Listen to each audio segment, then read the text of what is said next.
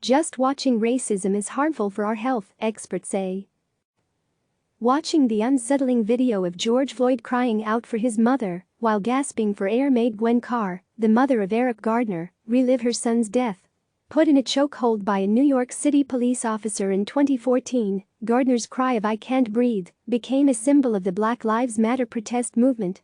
6 years later, flame and smoke fill the night skies in cities across America as protesters demand justice for Floyd, the unarmed and handcuffed black man in Minneapolis who died after gasping "I can't breathe" as a white police officer pressed a knee into his neck. More recent video shows as many as 3 officers may have held him down.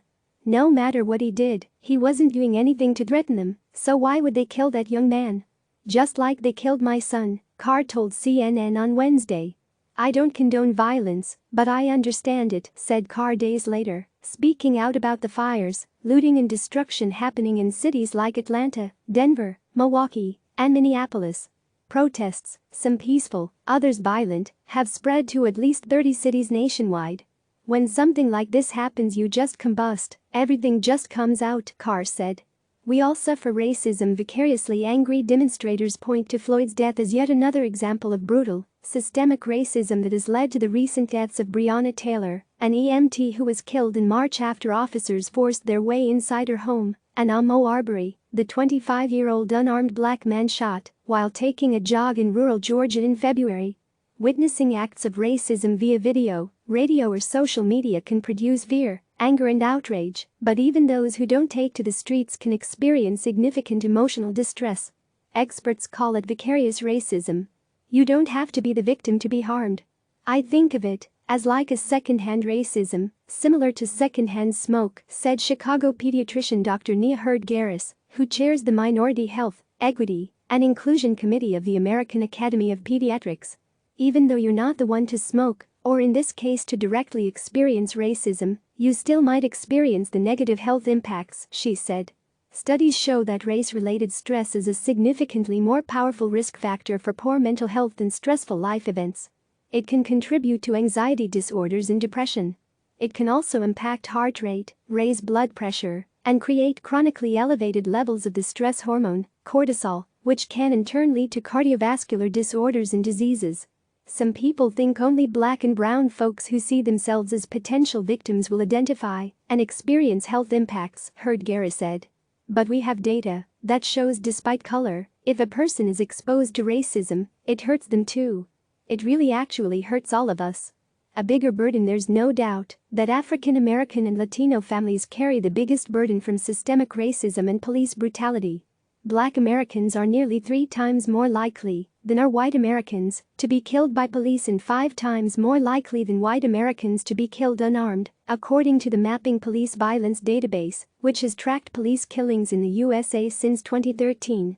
A study last year found nearly 40,000 of 103,710 black Americans, more than 1/3, had been exposed to 1 or more police killings of unarmed black Americans in their state of residence in a 3-month period prior to the survey.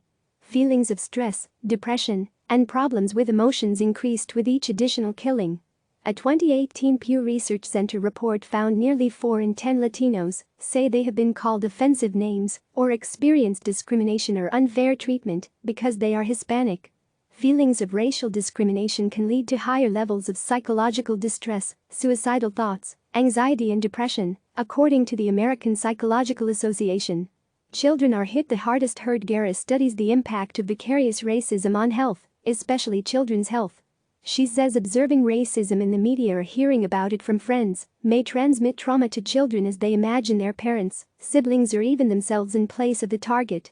She published a systematic analysis of some 1,300 studies and found kids that experienced vicarious racism were more likely to have low self-esteem, use illicit substances, and suffer with anxiety and depressive symptoms. "The biggest kind of health impacts are the behavioral health issues," Hurd-Garris said. "Some kids will show aggression and other negative behaviors. Others will go within and be socially withdrawn, be distant from others, and not seek help when they really need it." Dr. Jacqueline Dowge, who co-authored the OPS statement on the impact of racism on child and adolescent health, points to images on social media that show young children at the protests happening around the country holding up signs fearing they may be next. It's going to have an impact on any child's physical and emotional health, Dowd said.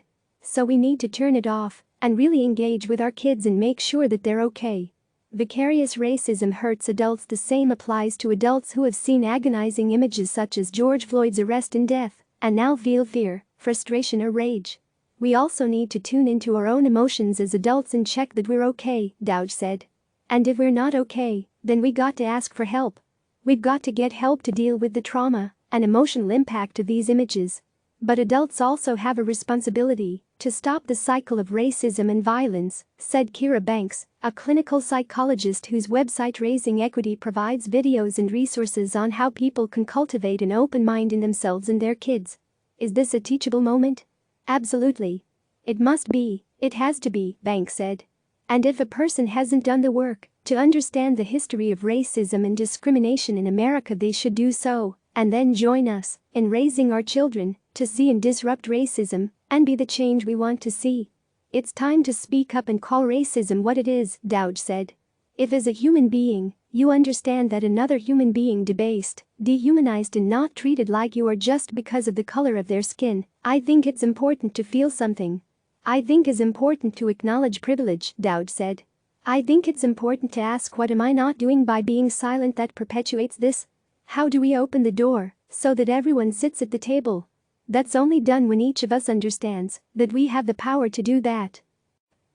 Click subscribe to receive the latest news.